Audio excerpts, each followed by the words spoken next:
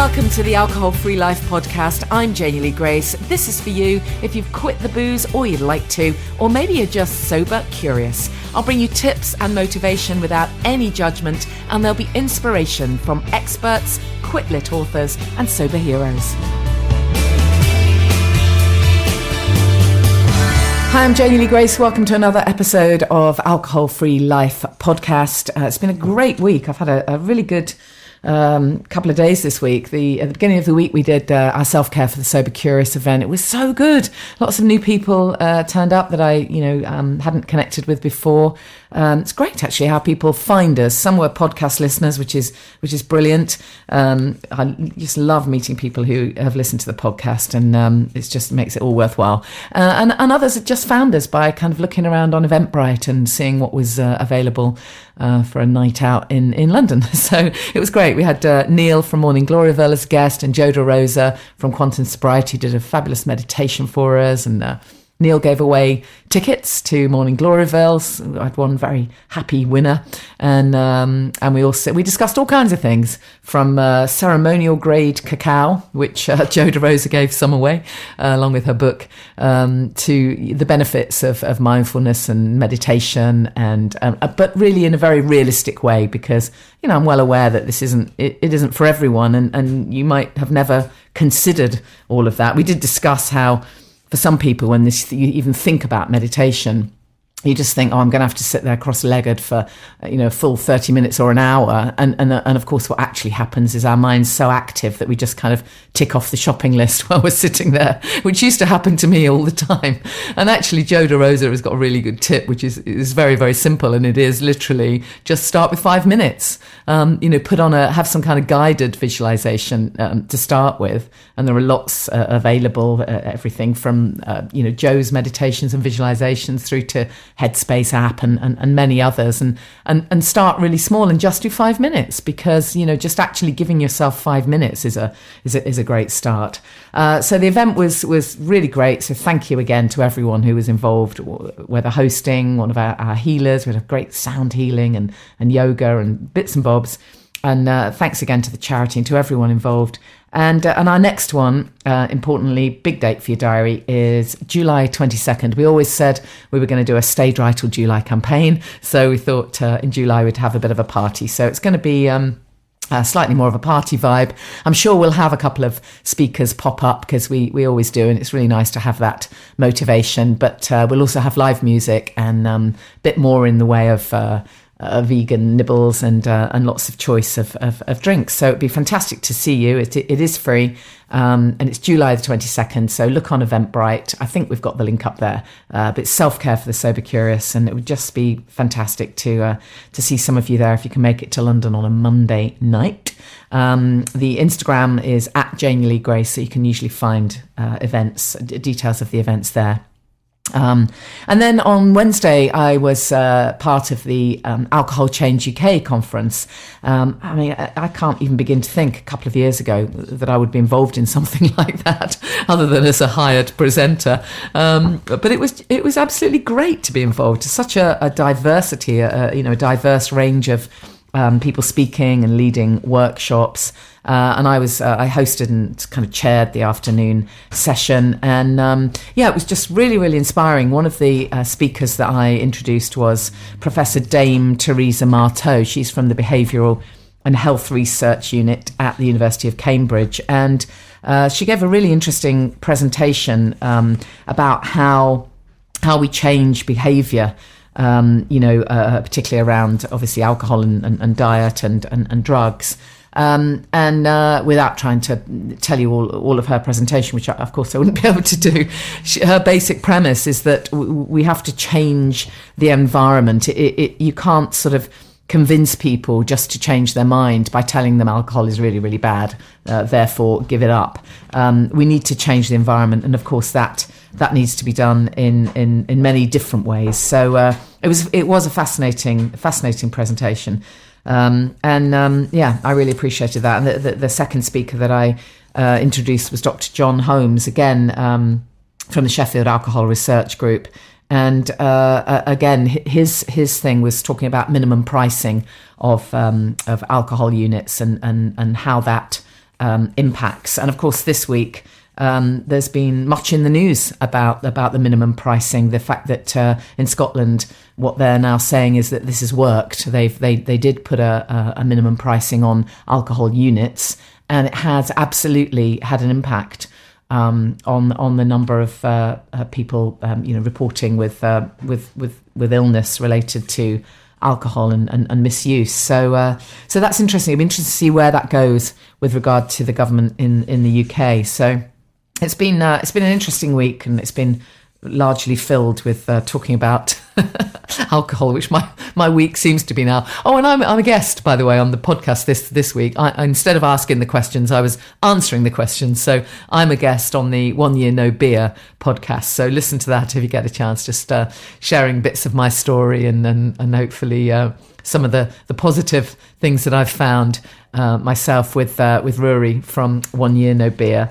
And I'm going to return the favour, and I'm going to interview Andy from 1 Year No Beer on this podcast. So that'll be coming soon as well. They do some great work, great community. They do a lot around fitness and getting people to do sort of fitness challenges, people who've never, hardly ever got off the sofa before. So they do some really great stuff as well. There's so much going on in this arena at the moment. It's fantastic. To that end, by the way, thank you so much for everyone who answered my little shout out last week. I did ask ask you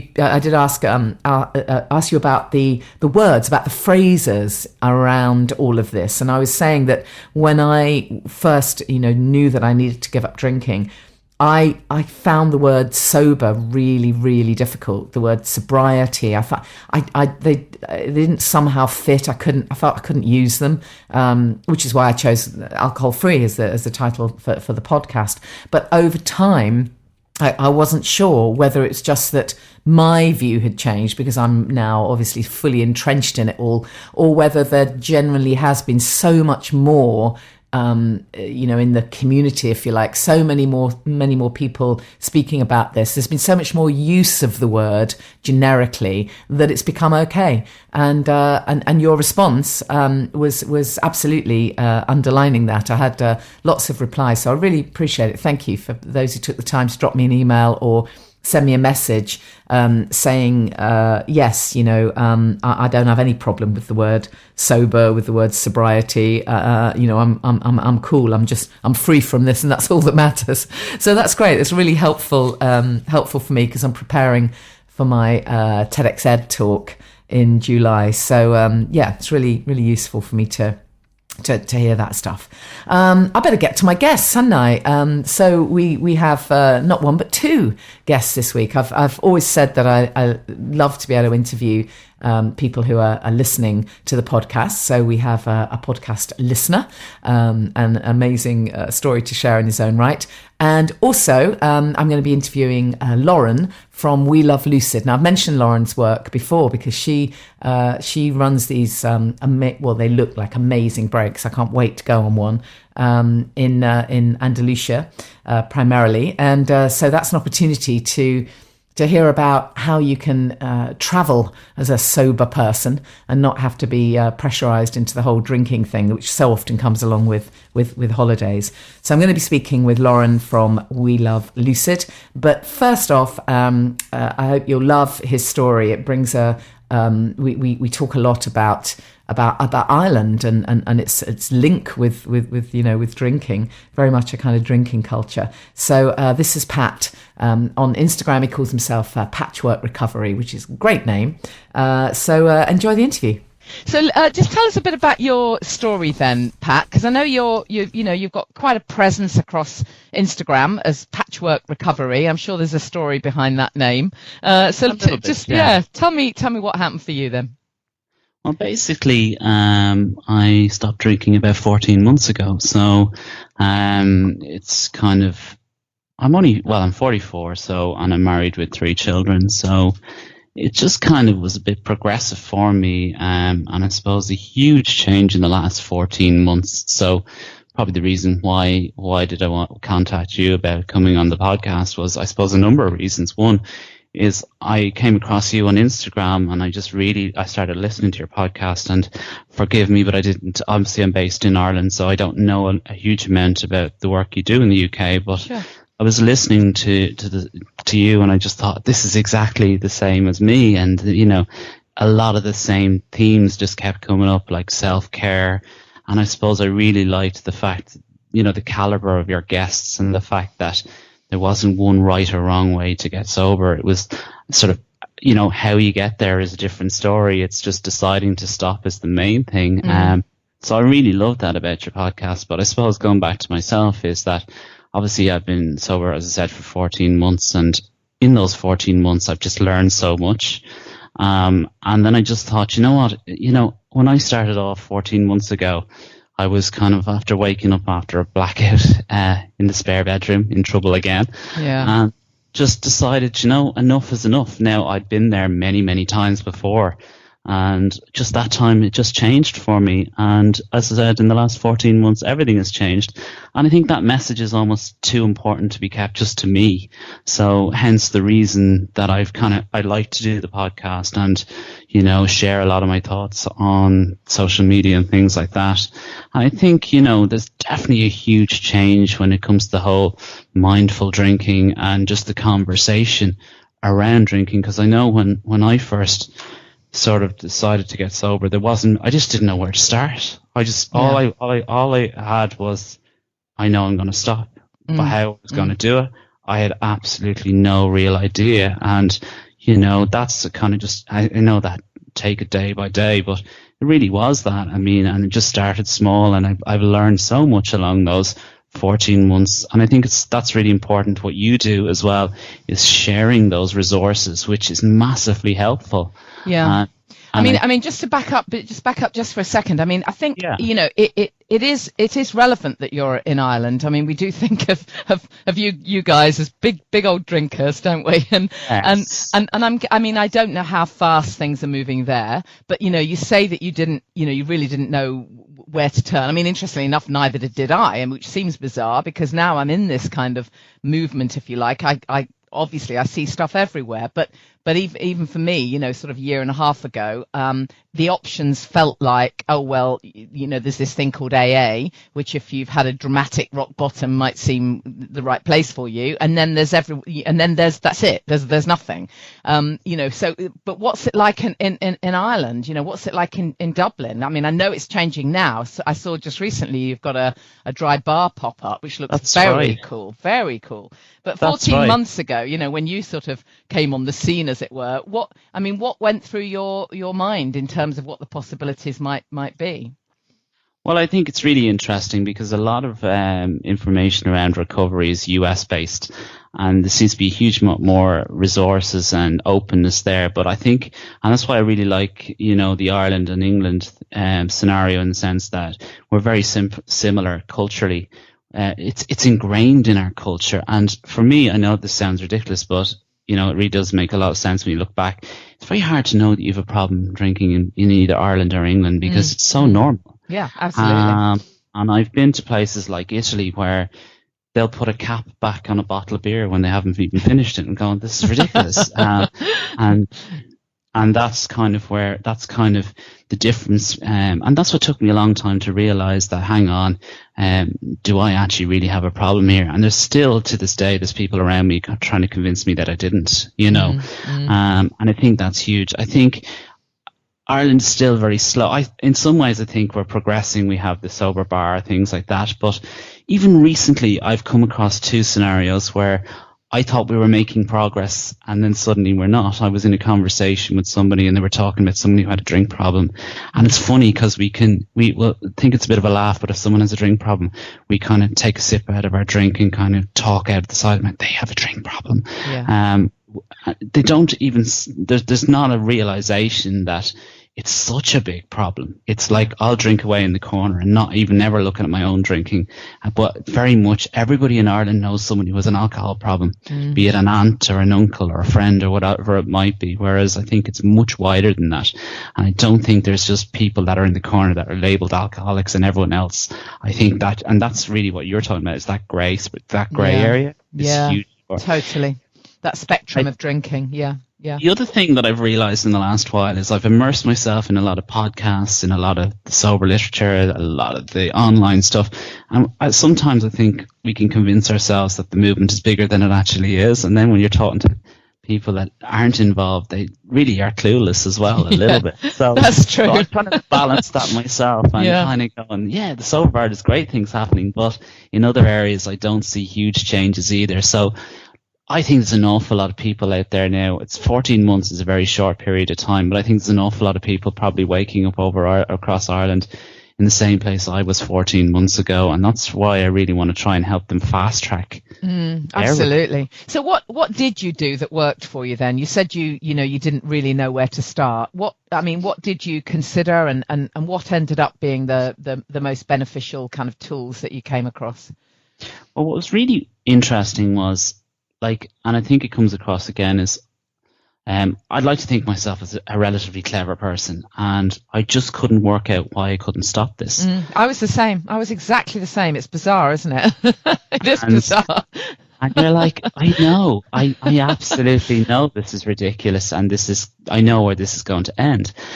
I sat down with counsellors. I remember going to counselling, and then on the way home getting a drink, which is kind of bizarre. I sat down with a doctor who looked me straight in the face and goes, "Pat, you have to stop.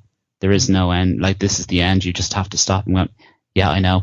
And I went to drink again. And I won't say I was oblivious to it, but I knew I heard what they were saying, but I wasn't listening. Does that make sense? Yeah, no, it absolutely does. It absolutely does. And I think that was just the point of, I just wasn't ready to give up. And then suddenly within me one day, I just went, no, I need to give up for me. And there was a lot, obviously my world was kind of crashing around me and lots of different things. And that's one of the things with alcohol. It affects every part of your life, not immediately, but slowly but surely everything, work, family, friends, you name it. It all started to suck, drive down. So then one day I just decided enough was enough. I'd had an awful lot of rock bottoms, crazy stuff that had happened, but it still didn't stop me drinking.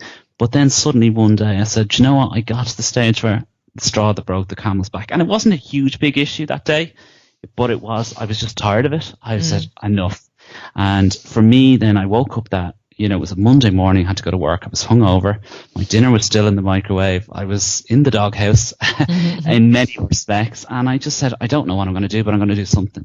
So I suppose for me, the big thing is probably a bit like yourself. I didn't want to sit there and say there's nothing I can do. I'm powerless over this. And in some ways I was powerless, but I think the big change for me was that I said, no, there has to be a solution to this.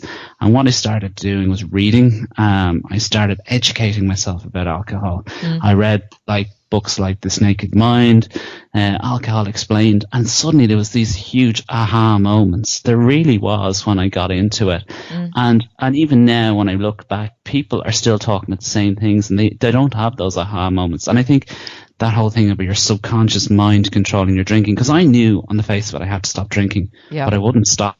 But it was suddenly when I got into the sort of subconscious and started going, what is all this about, that it seemed to make a huge amount of sense to me. And then suddenly, I did small things. I suppose my biggest problem was I was a people pleaser. And even that word sounds so nice, but it's not, in the sense that I had an awful lot of stress in my life. I started off as a normal drinker, and, I became an adult, shall we say, with all the family, all the bits and pieces that go with that. I had an awful lot of different sort of crises in my life. But the drinking got heavier, and I started to lean more on it when I was stressed and when things were getting tough. And then before I knew it, and that's the magic of the trick of alcohol, I got addicted to it. And that was the big, big thing for me. I didn't realize it was very slowly. And then I woke up in my 30s kind of going, I have a real problem with this. Yeah. So the sort of tools I started to do, I started to put myself first. That was probably the main thing. I didn't beat myself up. I decided I was doing this for me.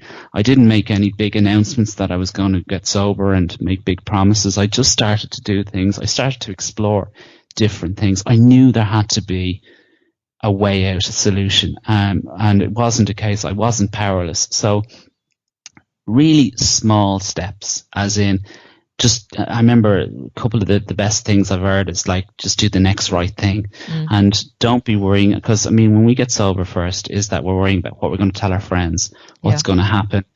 Like, we have a million problems that we're trying to solve in an hour or even less. And going, no, just today, the main thing was to get through the first day, to get through the week, to stop drinking, get through the weekend. And then I stopped worrying about things further down the line. What was I going to tell my friends? What was I going to tell my family? Forget all that. Just get through the week. And really slowly but surely, I had a series of firsts, like the first weekend without alcohol. And I survived it. And I learned a little bit from that.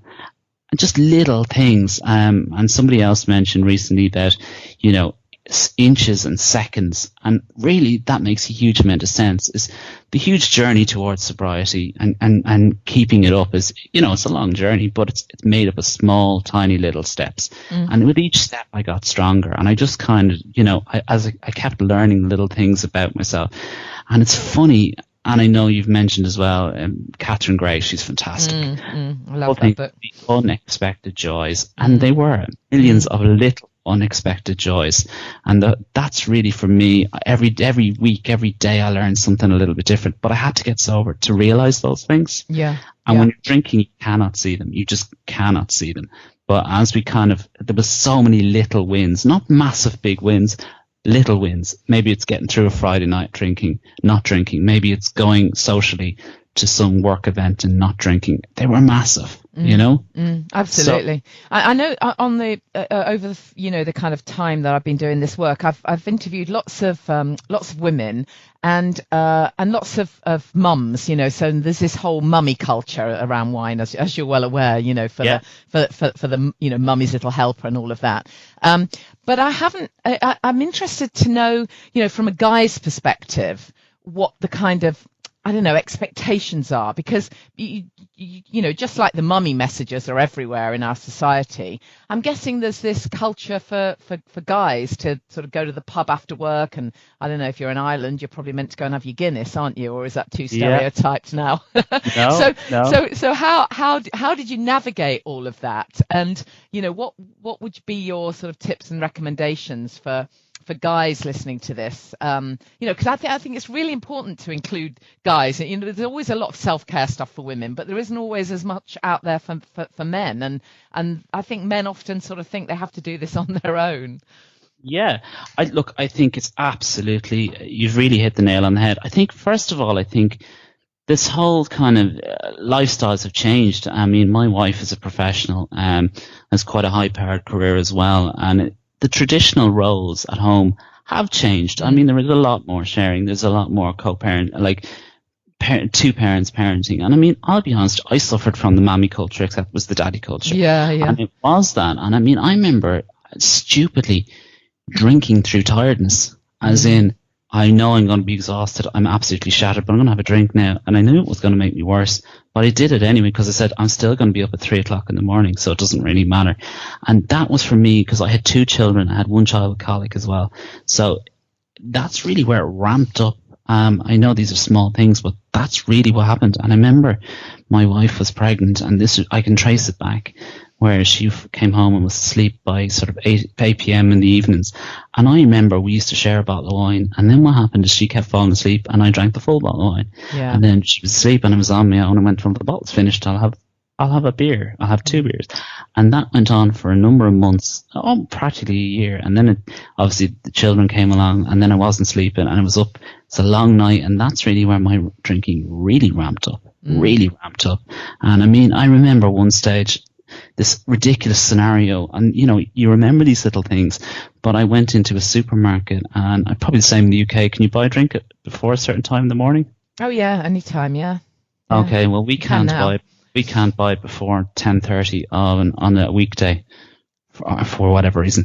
And I went in, and I'd been up all night, and I went shopping, and I went to pay for the wine, and it was too early, and she said, sorry, there's another 5 minutes before you can buy it.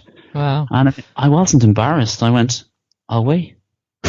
And it was a ridiculous thing. I actually waited until I can actually buy it and bring it home. And to me, still thinking back on, God, that was mad, because I was thinking, it's 10:30 in the morning. I wasn't going to drink it then, but I still needed it, and I was going to wait, and I didn't care who was in the line behind me. I was going to get that. Yeah. So I think, I think there's definitely, and probably the male voice is really important too in terms of being able, that's probably why I want to share the story, because there is a lot more women sharing their stories than men. And I know my heart and soul, we all think we're unique when this first happens, but I know I'm not alone. And I mean, being sober, I can see a lot more of it now. Than I ever saw before. And like, you do kind of spot people that have an issue, and I'm not an expert by any means, but there are certain telltale signs, and because it takes one to know one, and I know the signs because I've done a lot, everything. I love the story of people going, oh, you won't believe what I've done. But online, when people share a story, there's at least 10 people have done the same and worse. Yeah. And in some way, that's a very positive thing in the sense of I'm not alone. I've done crazy stuff. Other people have done crazy stuff. And that's a really empowering thing when people find they're not alone. And realistically, I think, for me, a lot of the current solutions like 12-step programs, etc., are very much negative and quite negative and not very pessimistic in outlook. Whereas I love what you do. It's very positive. I love Catherine Gray and people like that. They're very positive and energetic about it, going, yeah, it can be joyful too. It doesn't have to be all misery. And I think if we can get that message out there, I think that would be really, really powerful. Yeah, absolutely. So, I mean, what would you sort of recommend to, anyone, but particularly if there are any guys listening and they're in that situation of thinking, oh my goodness, how am I going to navigate this needing to go to the pub after work thing? What would your kind of top tips be? Well, interestingly enough, again, everyone's different, and that's why the whole patchwork recovery thing is that, everyone is different, so why should there be one solution that fixes everyone? All right. Oh, that's where the name comes from. Lovely. Yeah, that's so great. The little bits and pieces. Like, for some people, the term alcoholic works really well for them, because once they know they're an alcoholic, that means they can't drink anymore, and they're happy with that. For me, I don't like it. Personally, I don't like it. It doesn't work for me. I don't feel that label works for me. But I'm not going to knock someone who it works for. And that's where that patchwork comes from. So I suppose, number one, I would be saying that, look, find your own way. That does not mean it's very cool to knock AA in particular. I'm just picking that out because people just knock it all the time. Fair enough if you want to knock it, but you need to find something else. So if that doesn't work for you, don't sit on your hands and do nothing. You need to move to something else. And that's what Patchwork Recovery is about. I suppose in terms of the pub thing, for me, what I did was I avoided it for the first while. In the sense that I needed to get my headspace clear. I needed to feel comfortable myself. And I did that for a while. And then I slowly started reintroducing myself to the social scene, because otherwise, that's what's called white knuckling, where you're doing nothing. You're just, it's like holding your breath. Eventually, you're going to have to breathe. That's not addressing the situation. So I said, well, I can't lock myself in for forever. And I have to say, I was amazed. A couple of times, I started small. I always had an excuse in terms of if I needed to leave the bar and I wanted to leave, I just had an excuse there and I left. Even things like bringing the car. I'm not recommending that for everyone, but for certain people, is that, look, I have the car means I have an excuse, I'm not drinking. And then after a while, like even things like the non-alcoholic beers are really handy. And eventually, like I've been through, you mentioned Guinness recently. I was actually at the Guinness Storehouse for a 7-hour drinking session one day recently and not drink. For me, that was a huge win for me that I managed to do. And of course, it was a free bar as well, just to top it all off. But time has changed. And like, I think one of the key things I would say to people is, look, you will make mistakes, but you need to go home and learn and say, right, I've really found that pub difficult tonight. What do I need to do the next time? And the next time it gets easier. And I think every time we do something and we with a little win, the next time you go back, it's easier. Like, I didn't tell everyone that I wasn't drinking, and I've been, like, one of my big wins for me was going to a Christmas party and not drinking.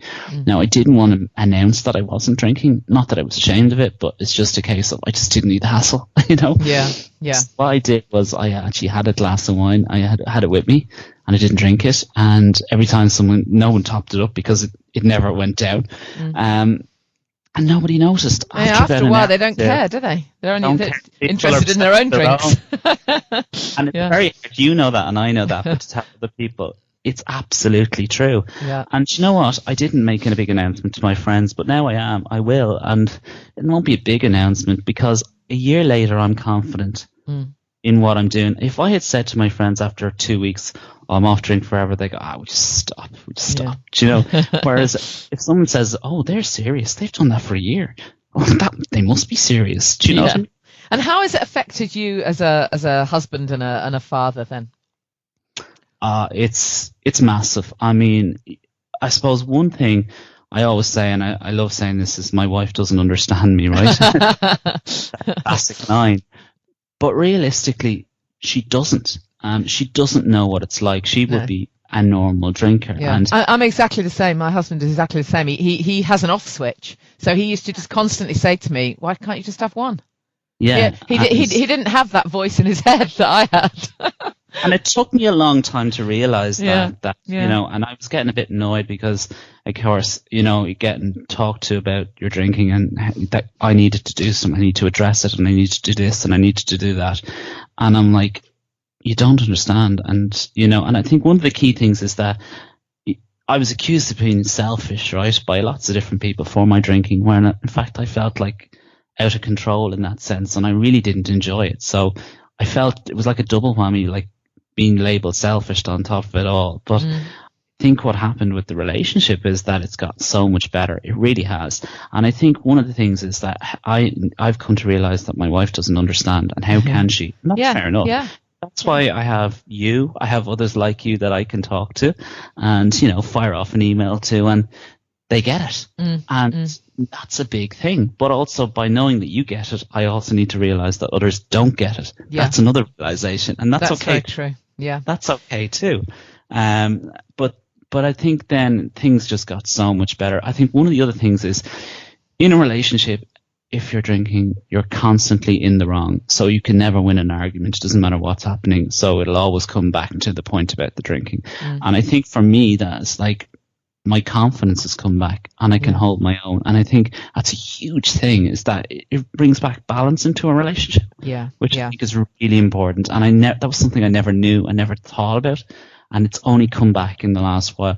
The other thing is just energy. I mean, I think biggest advantages of it is that this thing of a functioning alcoholic is hilarious. It's just rubbish. It's absolutely rubbish, because everyone thinks they are until they stop and they go, well, that's right. You really don't realize when you're in it, do you? I mean, you really do not realize what a ridiculous amount of time you waste, you know, thinking about drinking, buying the booze, actually drinking, recovering from drinking. It's exhausting. And I mean, you know, it really is. And I think sometimes we are superheroes. The fact that we did manage while still going, we do that when we were drinking.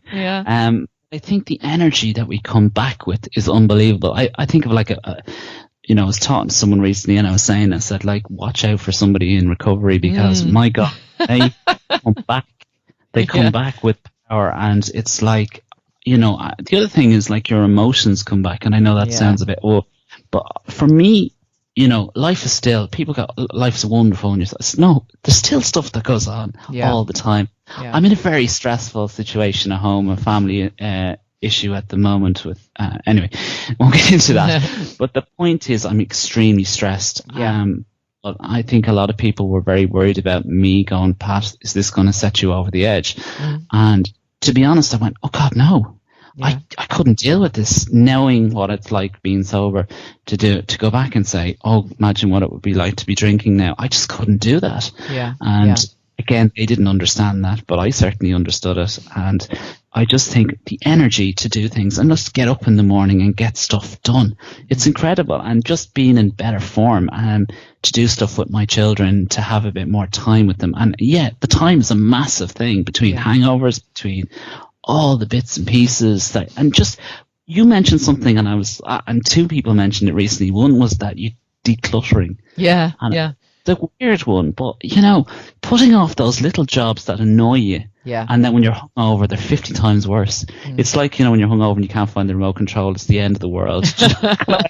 But doing those little jobs for half an hour in an evening means that I've now more time to do things. For example, getting the kids' lunches ready. I get that done at night. And that my whole day is in a much better start the next day because it's done. And you know that's tiny, but when I was drinking, I'd have just put that off. I'll do that in the morning. And little things make a huge difference. Like the energy, I think, is the big thing. And also I think of, with all this wasted space, what do you do? And I suppose if you had said to me 14 months ago, would I be on a podcast talking about this? No, but 14 months later, I'm absolutely delighted that I kind of am, in the sense of, you know, it's their personal goals and things like that, you know. And I think one of the other things is that your emotions come back, and in the sense that your confidence come back. I didn't realize my confidence was shattered, but it kind of was, and it was in everything. It was in business, it was everywhere. It's pure because you're kind of keeping your head down, hoping nobody notices that you're not at 100%. And I didn't realize that I was going around like that for a long time, couple of years. Yeah. And now that I'm sober, people don't really know what it is, but they know that my confidence is back, you know. Yeah. And I remember getting angry with somebody in work. And it was funny. I was so excited. I was so delighted that I really called them out on something and hit the head off them.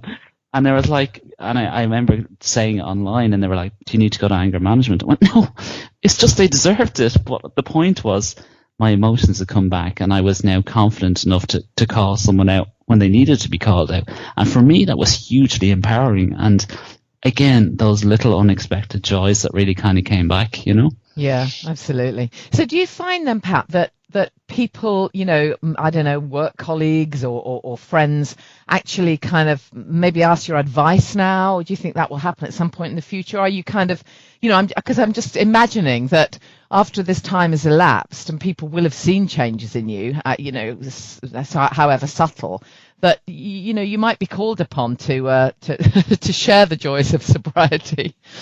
Oh, definitely. I mean, I think a couple of things is compassion. I think we really become a lot more compassionate when we've been through it ourselves. And it's not necessarily for someone who's suffering from alcohol. It can be anything in life, but I just think I have a lot more compassion for people. I really feel that, but I also, you know, I'm just a lot more in tune to it, and I think they will. I think they definitely will. I think one of the things is that you don't necessarily want to be going around, you know what, trying to fix everyone. That's not what it's about. But if someone needs help, and that's what I'd love to do here, I really want to maybe try and launch something. There's a huge amount of initiatives in the UK that isn't really here at the moment, but I'd love to sort of have an open door kind of thing where people can find me if they want, and at least start the conversation with somebody who understands them. Now, I don't have all the answers, and you know, part of it is I don't have all the answers, but you know what, let's find them together is kind of my attitude, you know. Yeah. And I think there's so many people sitting out in different places across the country that could really be helping each other out.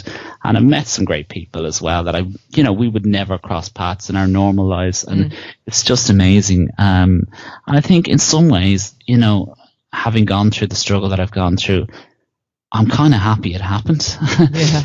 I know in a weird sense, people listening go, what the hell? But it's true. I mean, I've learned a lot about myself, and I've changed a lot in 14 months, which I probably haven't done anything growth like change like that in 10, 15 years. And it's amazing, you know?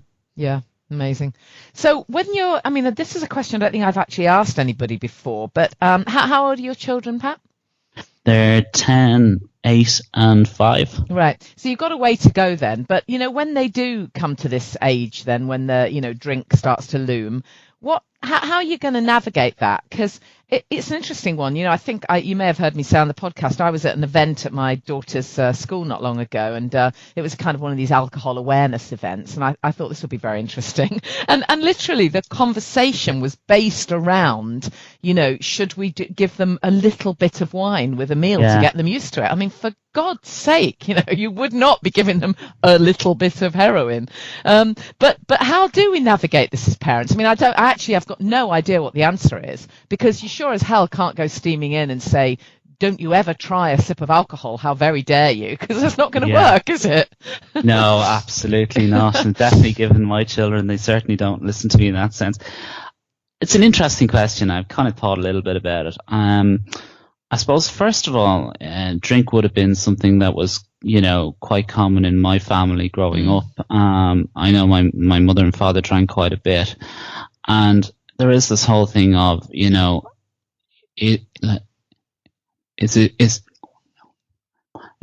it something that's inherited, or is it genetic? Now, I don't know the answer, but I think potentially, first of all, I think it may be some role to play in it, maybe 5 or 10%. Someone said they loaded the gun, but you shot it. And it's kind of a little bit of that feeling about it.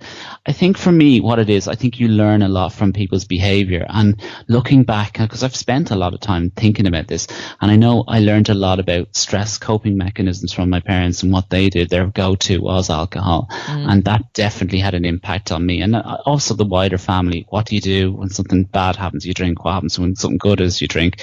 And that's what you learn. I think learned behavior is massive. And, you know, even with my kids at this age, sometimes they do stuff and I can see myself in them going, you totally learned that from me, or a phrase or whatever it might be. And so we're teaching our children without because we're providing a huge example. And thankfully, that's something that, you know, the kids are too young, I think, not to sort of experience the brunt of my drinking, but they know I don't drink. It's not a big deal at the moment, but, you know, that's not an example I'm showing them. But I think when they get to that age, I think I'll tell them what I've learned, I don't know if this is 100% true or not. This is my belief on it, is I think everyone in society can potentially be an alcoholic or have a problem with alcohol if the conditions are right.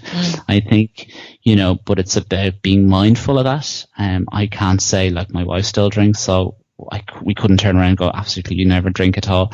I grew up kind of drinking from an early age, so I know it's ridiculous to think you're never going to drink. I know the pressure they're under.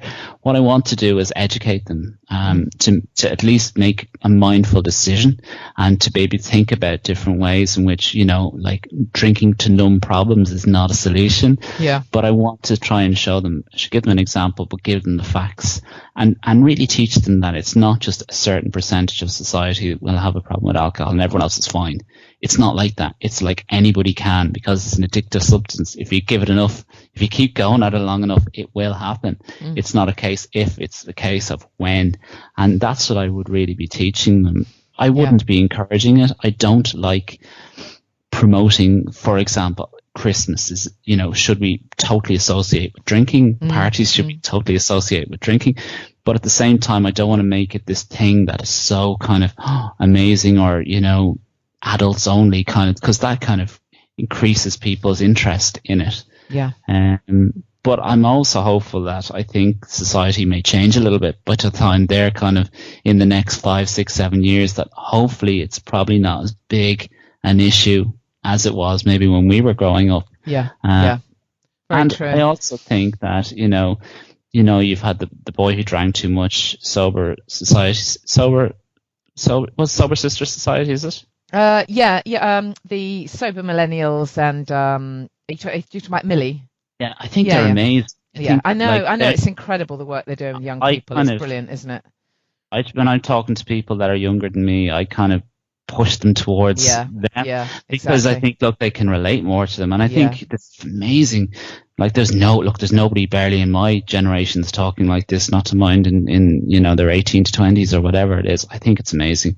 That's something I would be definitely hoping that it improves as time goes by. Yeah. So if I were to talk to you in a year's time then, Pat, what would you sort of hope might have happened, maybe, you know, for you, you know, personally with the work that you're doing, or just in your locality, in your, you know, in kind of your world, as it were?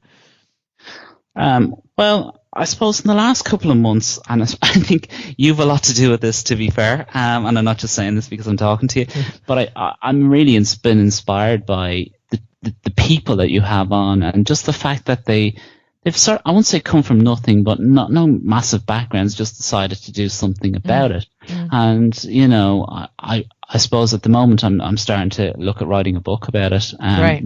A bit of a ways towards it, but that's definitely a goal that I want to do. I want to sort of give a book, and I think possibly a written book rather than something online, because I think sometimes online is so easy that if you get a written book, you kind of have to pay a bit more attention to it, and there's a bit more effort that goes into it. That's what I found.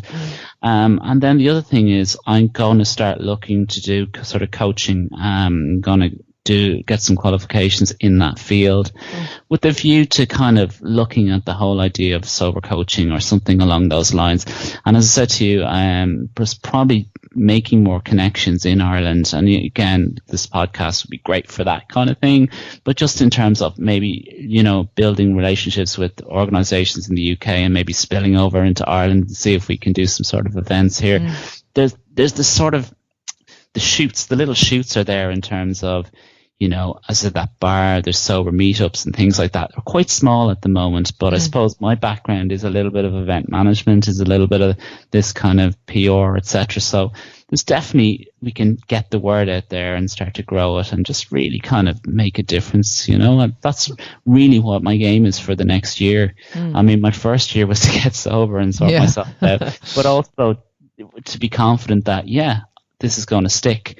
Now, nobody knows what's going to happen, but, you know, at this moment, I'm very confident and that it is going to stick. And just doing that as well will also keep me on the straight and narrow. Absolutely. Well. It is good to get involved in other stuff to keep yourself accountable, isn't it? And that's excellent. Yeah, brilliant. Well, I love it, and I love the name. It really sums up, you know, or, as you say, all these little bits and pieces that come together. It's very rarely one thing that gets us to where we are. We're all different, and it's different things for different people. Because I say one thing, but, I'd never do that. And it's like, well, that's because you're different and that works for you. And that's great. It's great. And I hate seeing people knock other people's. Look, if it works for you, we don't care. You know, how you get there is not really anybody's business. It's your own. Yeah, absolutely.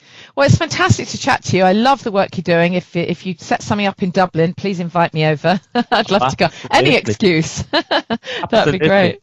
Cool. And likewise, if there's anything in the UK that people want to maybe start looking at here, we can definitely have a chat and see where it goes. Cool. Well, it's great to talk to you. Thanks a lot, and thanks for all the work you're doing. And we look forward to interviewing you about your book when that's out. That'd be very cool, wouldn't it? Thank you. Thanks a lot, Pat. Appreciate it. Thanks, Pat. And as promised, Lauren from We Love Lucid.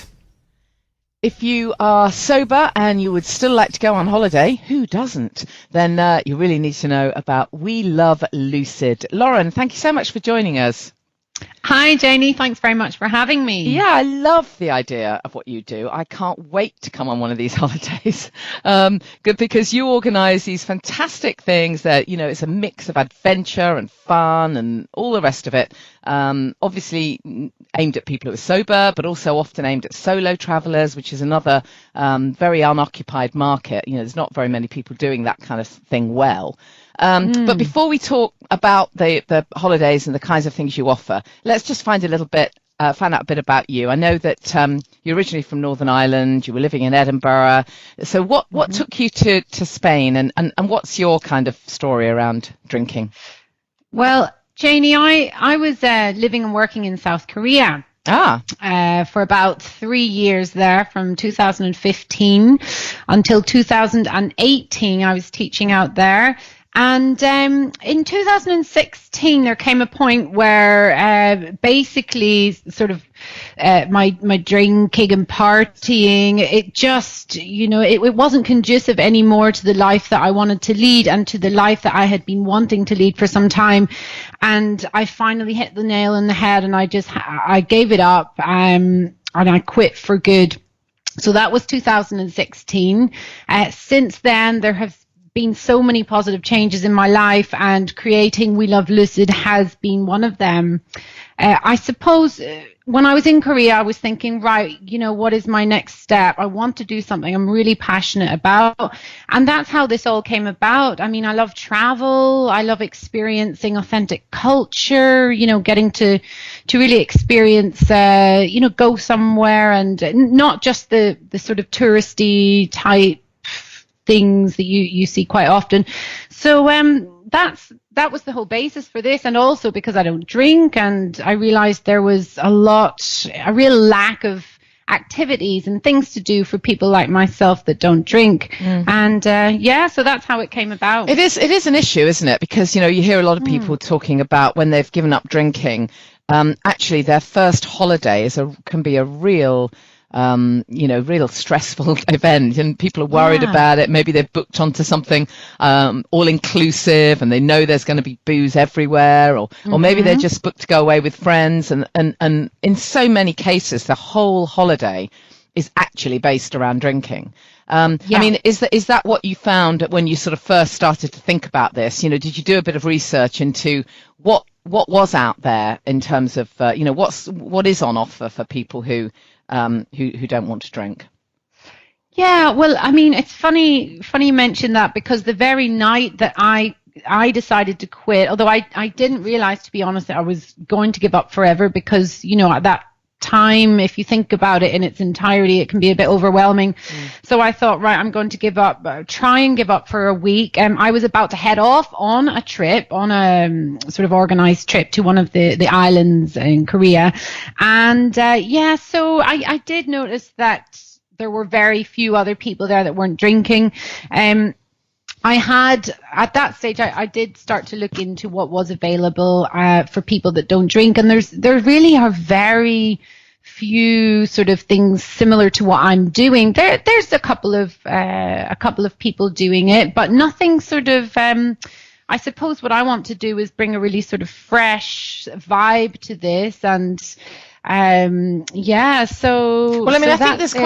there is quite a bit in the kind of retreat space, isn't there? There's a lot going on in terms of, if you just want to go and do a wellness break, then fortunately there are some great things on offer there, whether in the UK, there's places like Inner Guidance in the UK, which is a wonderful retreat if you want to just go and stock up on meditation and yoga and great vegan food. But your thing is different, because it's an actual holiday. They're actual holidays you put on. So we are talking proper travel and adventure and fun. So give us an example then. Well, tell us where you're based and give us an example of some of the trips that you offer. Okay, yes, and it's a good thing you pointed that out, actually. So just before I tell you about the trips, you're right. It's not a retreat, and even though those things are really great and can really help people a lot, and I am actually interested in a lot of those activities, my sort of focus and what I'm good at is putting together a package with outdoor activities, getting people into nature. So that's what I'm focusing on, where my skills lie. So basically I'll give you an idea. Coming up in June, in our June trip, and some of the other trips as well, we've got a full moon kayaking trip. So so in some of the months I've been able to coincide the full moon with a bit of kayaking on this beautiful lake. I mean, I'm not sure if any of the listeners have been to Rhondda or have heard of Rhondda, but it's just absolutely beautiful. It's sort of situated on top of this type cliff mountain with a beautiful gorge, and it's surrounded by mountains and greenery. The air is fresh, and so that was one of my sort of main objectives with these trips, to get people outside, trying new things. So at the end of the trip, they actually feel invigorated instead of feeling like they need a new holiday. Yeah, that's so important, isn't it? So, and what kind of people come on your holidays then? What kind of demographic do you have? That's a good question. And at the minute, because I'm just starting out, I'm sort of seeing who's interested and who wants to come on these sorts of trips. Solo travelers, definitely a big thing. People who are maybe coming away on their own. This is especially useful for people who've quit drinking, and maybe their circle of friends all go on holidays and they like to drink, so there may be at odds with what type of holiday to do. And that's not to say that people can't come with other people as well, but the whole idea, the main point is to get people connected, to connect with other people. So as long as people have that in mind, whether they're coming alone or coming with others, that's totally fine. And I suppose the different sort of age groups, the people that have been contacting me a lot, I suppose 30s, 40s, 50s as well.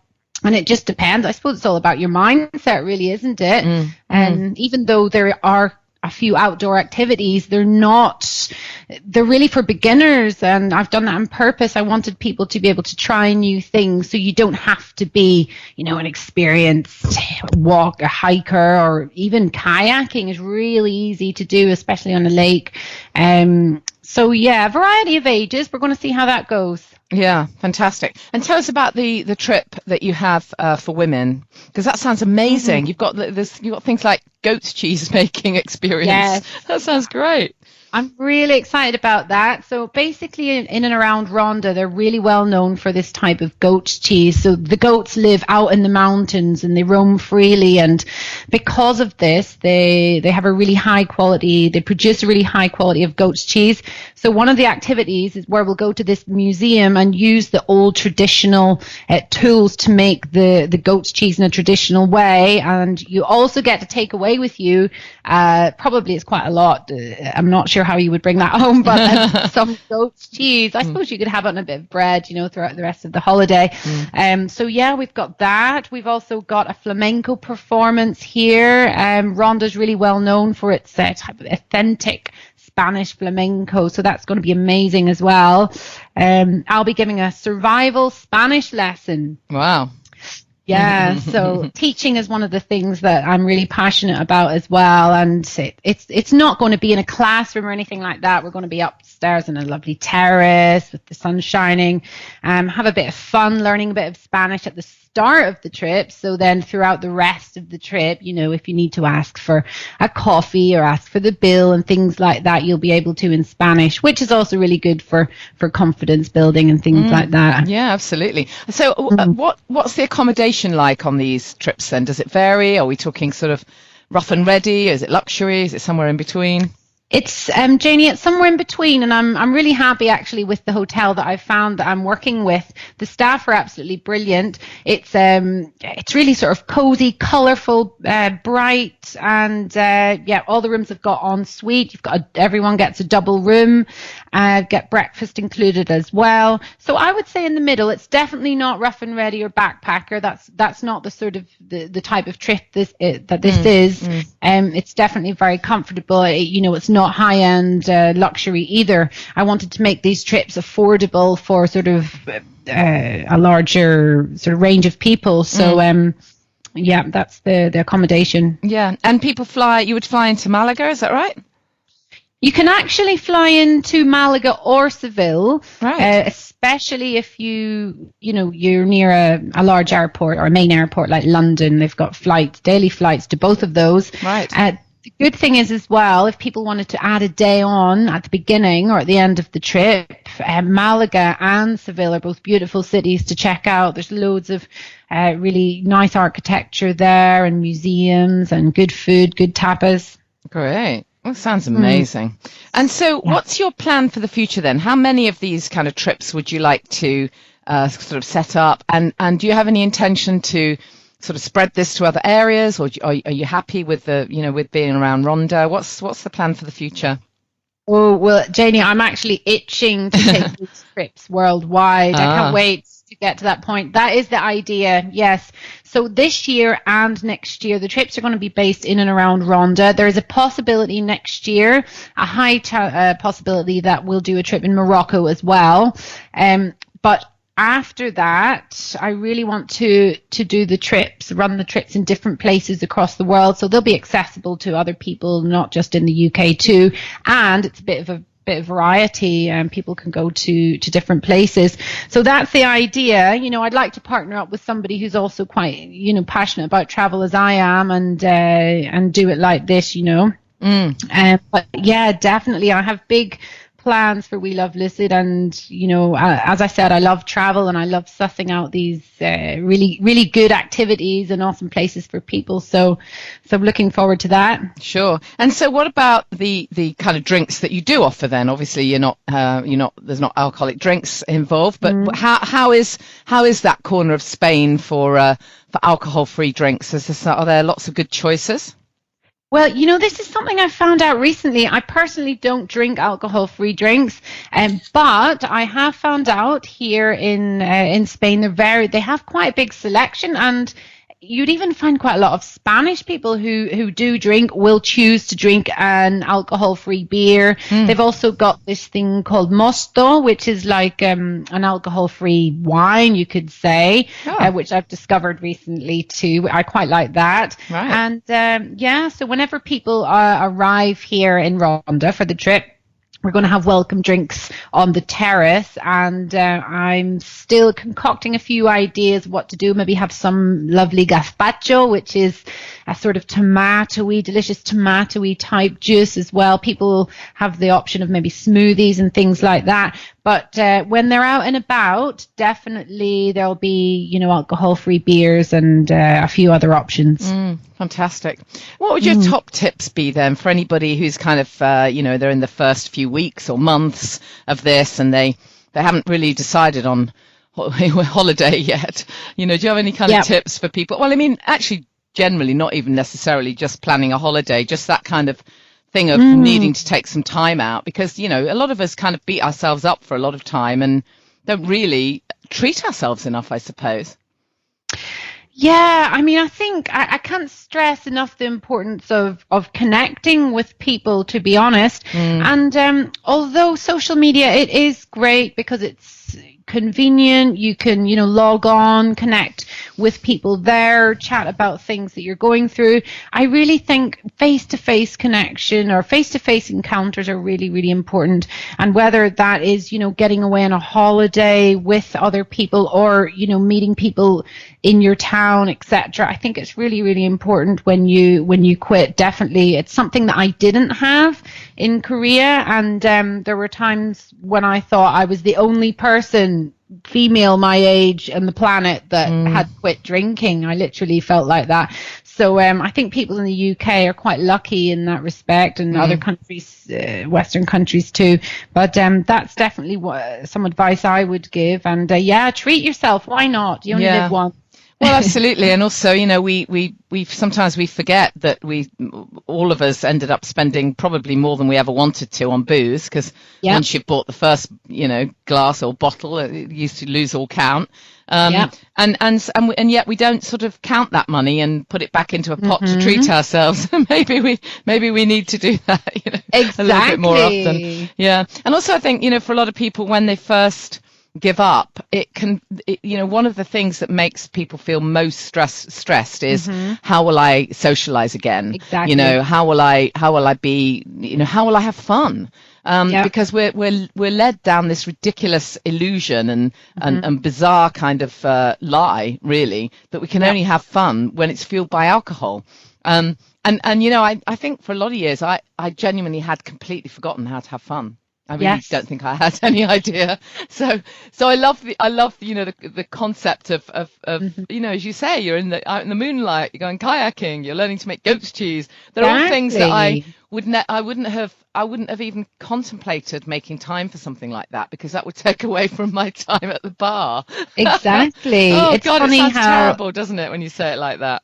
Well, it's just funny how your perception changes, because I was the same. That's how I felt, and I would have thought anybody that didn't want to go and hang out and drink wine was boring, and now I it's completely turned around, and I can't think of anything better than going and kayaking under the full moon, or to go cooking class and things like that. Just to me, that's just ideal. Yeah, fantastic.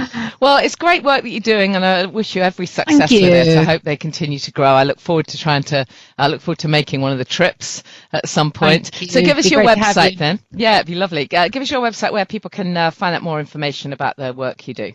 Yes, our website is www.welovelucid.com, and we're also on Facebook and Instagram, We Love Lucid. So feel free to join. I've got a closed Facebook group as well there, where we talk about the trips and also possible future destinations too. Really love to hear what people think about that. Any suggestions are welcome. Sure. Just one last question. At this point, you don't have anything for families?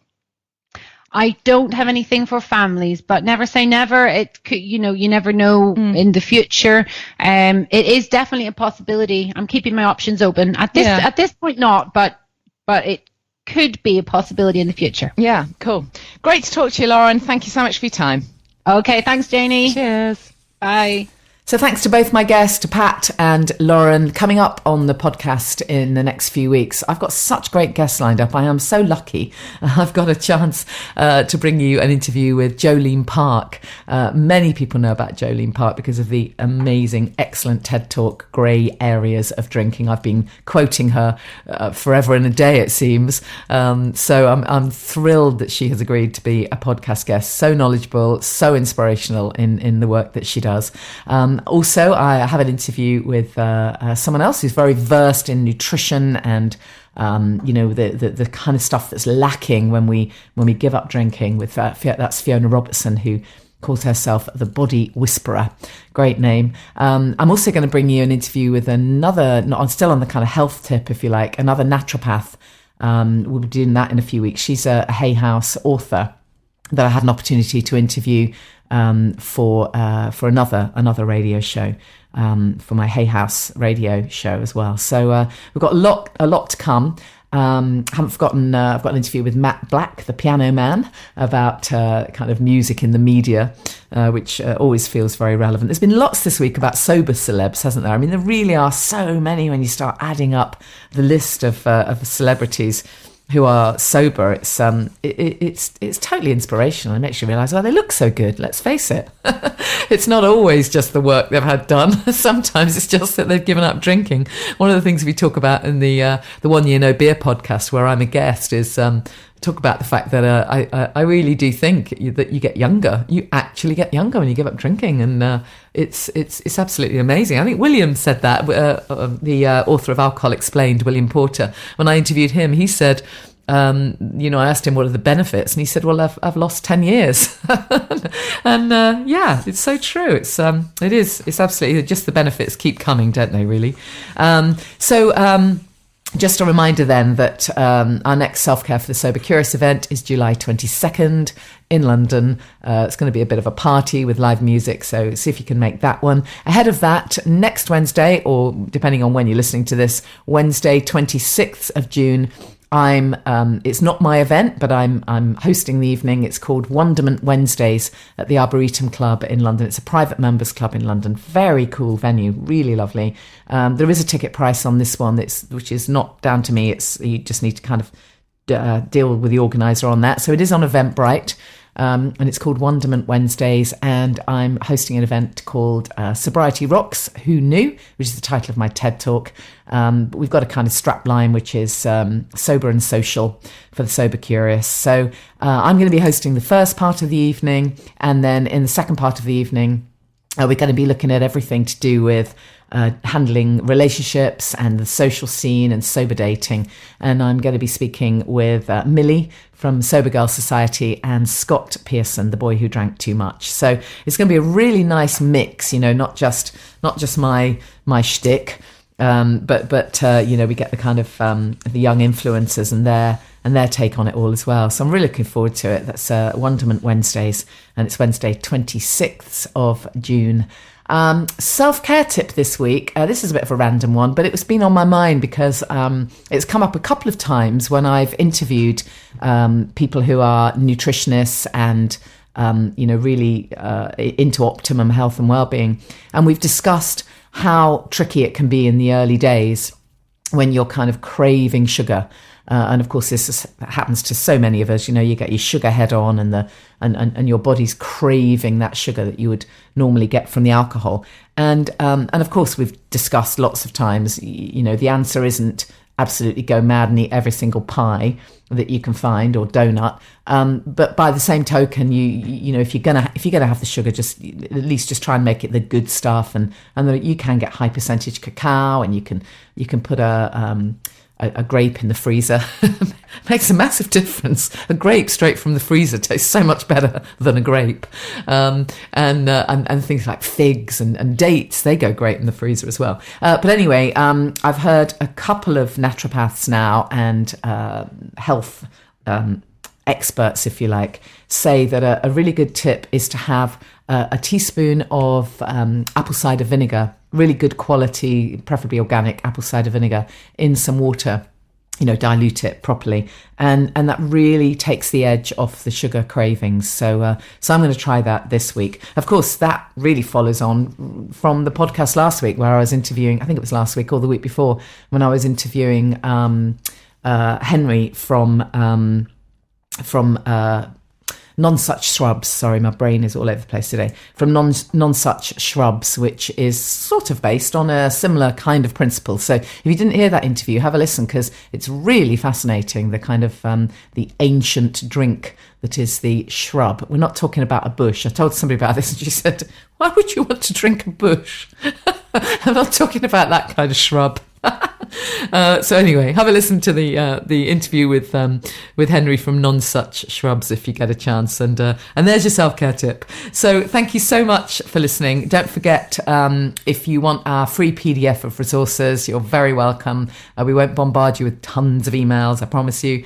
You can email me, Janey at janeyleegrace.com to ask for that, or you can just drop me a message. It's at Janey Lee Grace on Instagram or on Twitter, and at Janey Lee Grace Loves on Facebook. And really look forward to seeing some of you at our events. And thank you so much for listening. And I'll say again, I've said it before, if you're going through this at the moment, if you're in these early stages of you know that you need to reduce your drinking or quit, then give yourself a really big hug. Look after yourself. This is the time you really need the self-care, and you need to be really kind to yourself and put yourself first, because this is a big thing you're doing, and it's so worth it. I'll see you next time. Thank you for listening to the Alcohol Free Life podcast with Janey Lee Grace. Please subscribe to us on iTunes, rate us, share on social media, and tune in again.